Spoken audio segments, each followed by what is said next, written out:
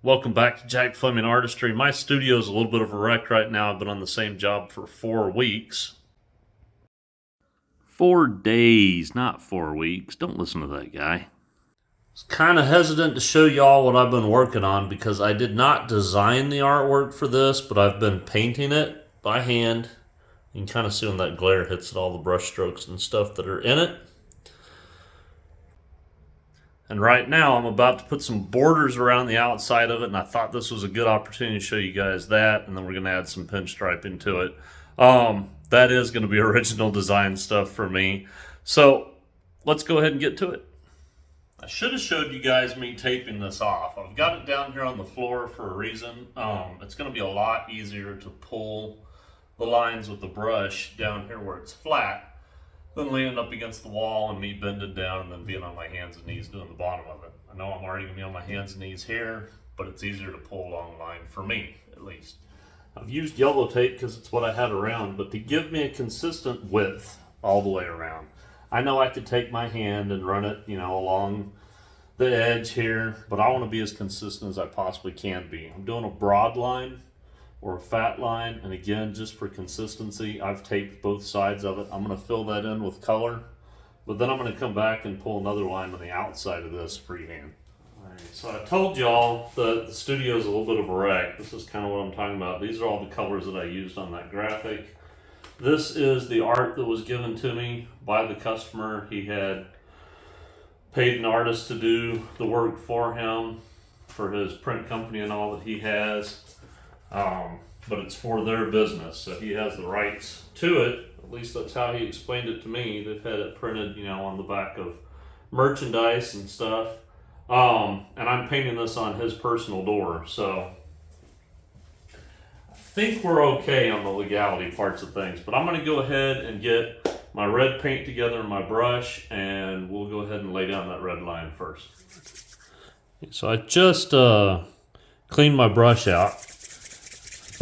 And afterwards, I like to spin it so it opens those hairs up, kind of shoots some of the solvents out, gives them an opportunity to dry out. I usually do that before I'm mixing up paint. If anybody has better knowledge or a better way to do it, please let me know. I'm using One Shot. I don't remember if this is called bright red or I would have to look it up. But I'm going to go ahead and put myself some paint in here. I know I've got fairly good sized line to pull. Hope that's enough. I'm going to mix just a little bit of ChromaFlow into it. Since it's sitting flat and all, hopefully that'll give my paint a little bit of time to level out so that there's no brush strokes in it. Oh, come on. This thing's getting a little low. I don't put very much in. Or they say a little dab will do. That's probably. And again, somebody else might know better how much to put in there. Really, I think it's kind of a consistency thing. I might add just a little more than that. All these paints over here are all dry, so that cup falling over is not a huge thing. Let's mix that up. Yeah, I think that's better. I'm looking at how fast it's running off of my popsicle stick. I don't know if you guys can see. So I've got that. I am using a bigger brush than my line, and I've got this one taped off, so the whole point in that is so that I can hold more paint and pull a longer line.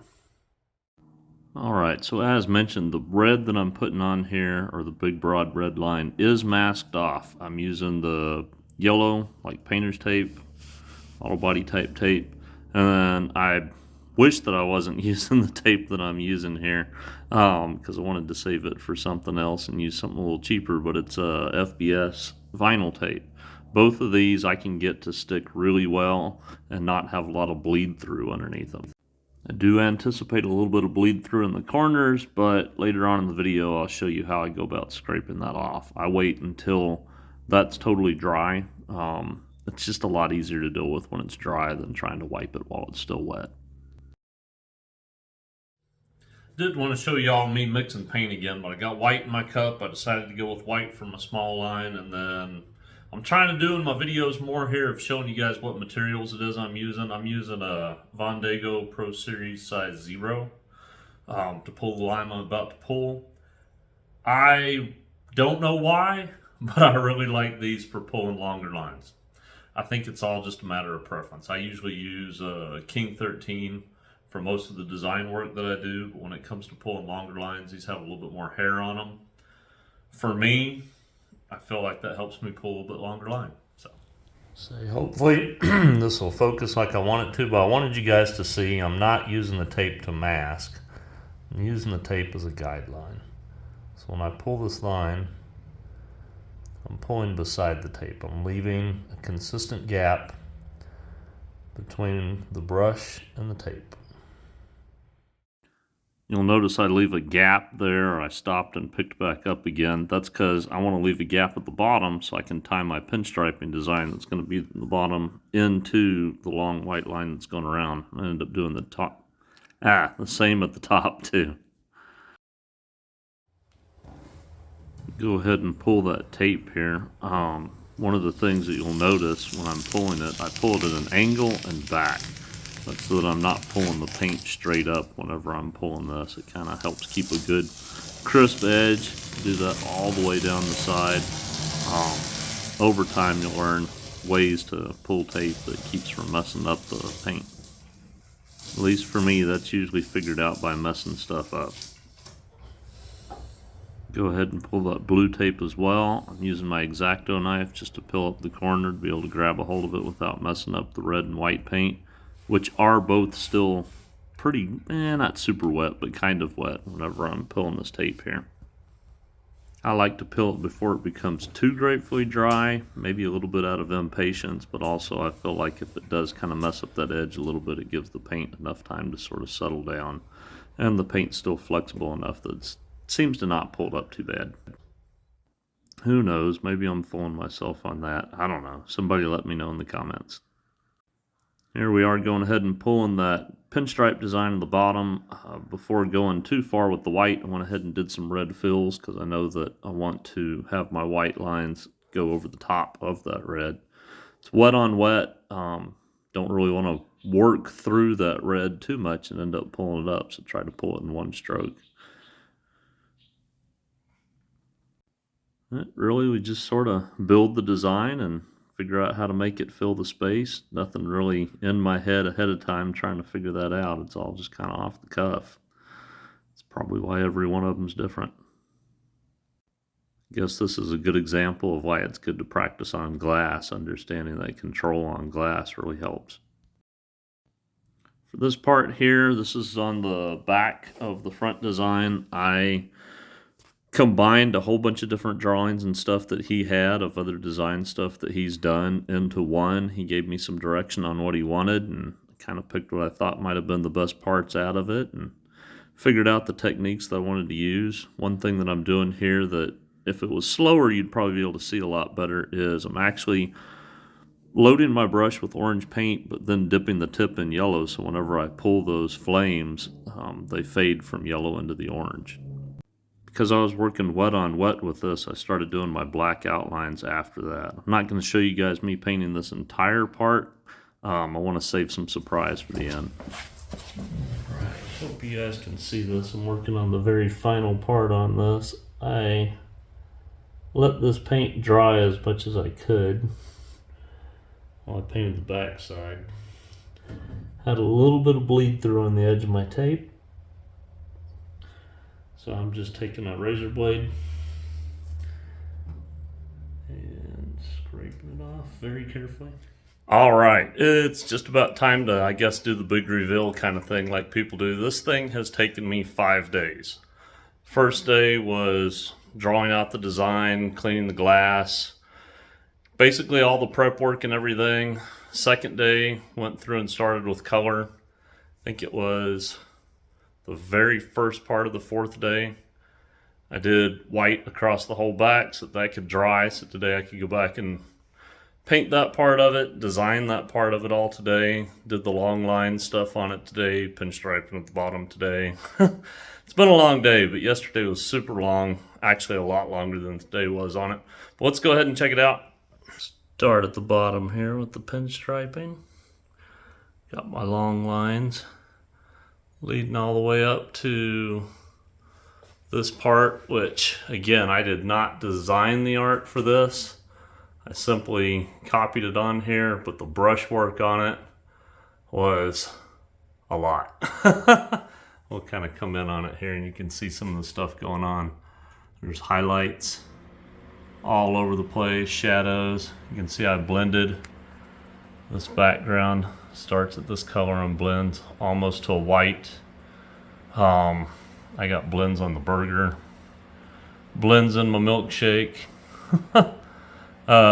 Some little smudgy blends here, blends out here, chrome outlines on stuff.